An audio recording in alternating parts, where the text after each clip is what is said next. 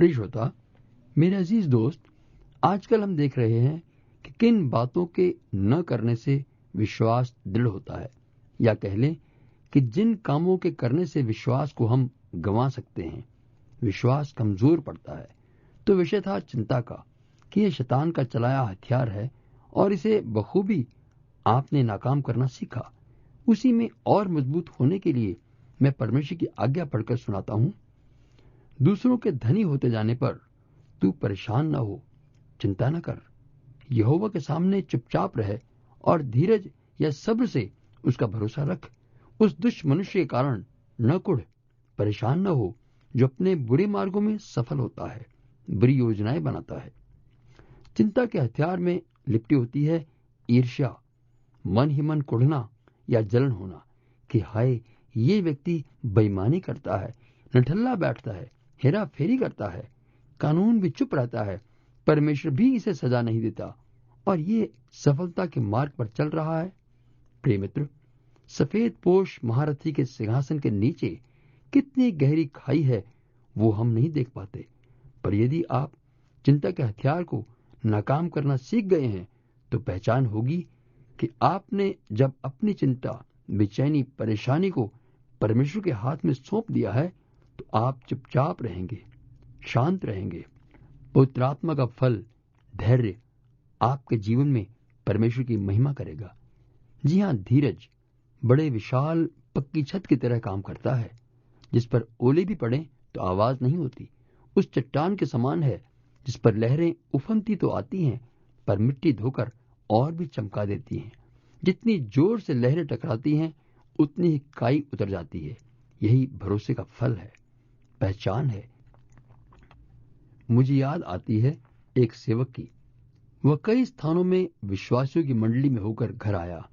काफी सारे सेवकों की सेवकाई के बारे में विचार करने लगा कि उन्होंने कितनी बड़ी मंडली बना ली है, लेकिन क्या मुझे परमेश्वर इस्तेमाल के लायक नहीं समझता है? मैं अयोग्य हूं? क्या मुझे परमेश्वर ने सेवा के लिए नहीं बुलाया? मित्रों, जब ये विचार उसके दिमाग पर चारों दिशाओं से तीरों के समान चुभ रहे थे, तो वो एक पल के लिए कुर्सी पर रात के समय बैठा आसमान की ओर देखने लगा और उसने ये सब कुछ अपने पिता के सामने रख दिया कि मुझे समझा, और चुपचाप बैठ गया। तो परमेश्वर पिता से शांति, तसल्ली और दिलेरी के वचन मिले और यही आज्ञा मिली कि तू अपने जीवन को पूरे समर्पण से आगे बढ़ाता चल। परमेश्वर तेरे साथ है, उनके कामों को देखकर दुखी मत हो। बस उसने उसी पल परमेश्वर से सामर्थ पाई, चिंता कुढ़ना दूर हुआ और आने वाले समय में परमेश्वर ने उसे बढ़ाया जिस काम के लिए परमेश्वर ने उसे चुना था। इसलिए हम सीखते हैं कि परमेश्वर कहता है आपसे भी कि किसी बात की फिक्र न करो। यह हुक्म है, सलाह नहीं। हाँ प्यारे, परमेश्वर की संगति में बेफिक्री से ही रह सकते हैं। फिक्र के लिए जेब में जगह मत रखो, बल्कि हर जरूरत में, हर परिस्थिति में धन्यवाद सहित प्रार्थना और विनय के साथ अपनी याचना परमेश्वर के सामने रखते जाओ। इसी से परमेश्वर की ओर से मिलने वाली शांति, जो समझ से परे है, तुम्हारे हृदय और तुम्हारी बुद्धि को मसीह यीशु में सुरक्षित बनाए रखेगी। और विश्वास में दृढ़ होने के लिए जरूरी है कि आप अपनी चिंता या समस्या का विषय परमेश्वर के सामने रखकर धन्यवाद कर दें, क्योंकि आप उसे परमेश्वर के हाथों में दे सके, जो कि आप पहले नहीं कर सकते थे। धन्यवाद दें कि परमेश्वर ने तुम्हारी चिंता की भेंट को स्वीकार किया। धन्यवाद दें कि परमेश्वर चाहता है कि आप निश्चिंत हों। परमेश्वर चाहता है कि आपकी समस्या वो हल करे और आप बेफिक्री का जीवन, बहुतायत का जीवन पूरे आनंद से बिताएं, क्योंकि इसमें परमेश्वर की महिमा है। सावधान रहें, यदि कोई कहता है कि चिंता दूर करने के लिए रोमांचकारी नाटक, गीत या कहानियों का सहारा लेने के लिए विचार दें, या कोई नशा करें, या किसी मनोवैज्ञानिक डॉक्टर के पास जाने के लिए कहे, बड़ा धोखा है इस बात में। यह भी चाल है शैतान की। केवल विश्वास की ढाल के सामने चिंता के तीर बुझते हैं, और जो परमेश्वर की शांति हमें मिलती है उससे हमारी बुद्धि यानी विचारों की रक्षा होती है। यदि अन्य तरीकों से समस्या हल करना चाहेंगे तो मात्र समस्या का रूप बदलेगा, जड़ नहीं खुड़ेगी। शैतान ये भली भांति जानता है कि यदि आप चिंता व परेशानी को परमेश्वर के हाथ में सौंपने के लिए बढ़ेंगे तो उसका चलाया तीर बेकार रहेगा, बल्कि आप उसके तीर के कारण परमेश्वर की संगति में बढ़ जाएंगे। इसीलिए परमेश्वर कहता है, सदा आनंदित रहो, चाहे कुछ भी होता रहे तुम आनंद ही आनंद मनाओ। यहां तक कि शैतान तुम्हारी परीक्षा ले रहा हो, चारों ओर से मुसीबतों के पहाड़ घेर लें, तुम तब भी आनंदित रहो। अरे ये तो आपको ऊंची कूद लगाने के लिए, विश्वास में बढ़ने के लिए सुनहरी मौका है। परमेश्वर की सामर्थ्य देखने का सुअवसर है। तभी ये पहचान होगी कि आप परमेश्वर के बेटे हैं, नया जन्म पाए हुए पवित्र आत्मा की भरपूरी में चलते हैं।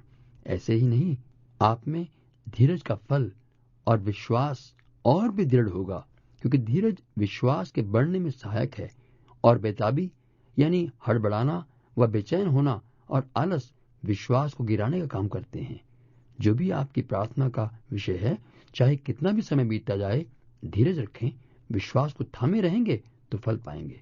बेचैन होकर बेताबी से इधर उधर ताकते हैं, बार बार प्रार्थना करके फिर अपनी मांग दोहराकर परमेश्वर को याद दिलाने की कोशिश जब करते हैं तो शैतान हंसता है। ये हैं परमेश्वर के लाडले फर्जंद, दावा करते हैं विजय जीवन का। अरे भाई, परमेश्वर के काम में देर है, अंधेर नहीं है। तसल्ली क्यों नहीं करते? कुछ और प्रार्थना करो, चिट्ठियां लिखो, शायद तुम्हारी प्रार्थना परमेश्वर ने अनसुनी कर दी, किसी बड़े पास्टर लीडर की प्रार्थना से काम हो जाए। ये सभी विचार शैतान के थे। परमेश्वर का काम ठीक समय पर होता है, देर से नहीं। परमेश्वर की सामर्थ्य से धीरज धरें।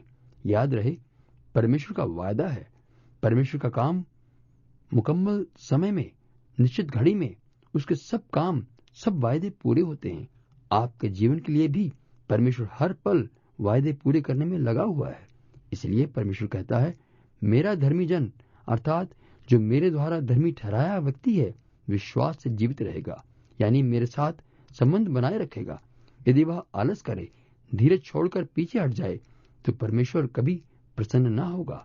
इसलिए क्यों हम परमेश्वर के सामने दोषी ठहरें, बल्कि विश्वास में बने रहें और प्राणों को बचाएं।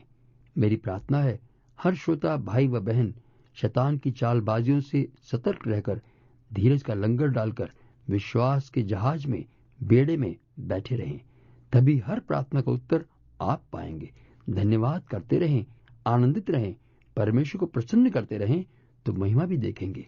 आइए प्रार्थना करें। धन्यवाद दयालु पिता परमेश्वर, आप मेरी चिंता को दूर करके मुझे धीरज देते हैं, और ताकि मैं आपके विश्वास में आगे बढ़ूं। आपकी महिमा मेरे जीवन से हो, मेरे जीवन में वो फल आए जो आपकी महिमा का कारण बने। मसीह के पवित्र नाम में आमीन।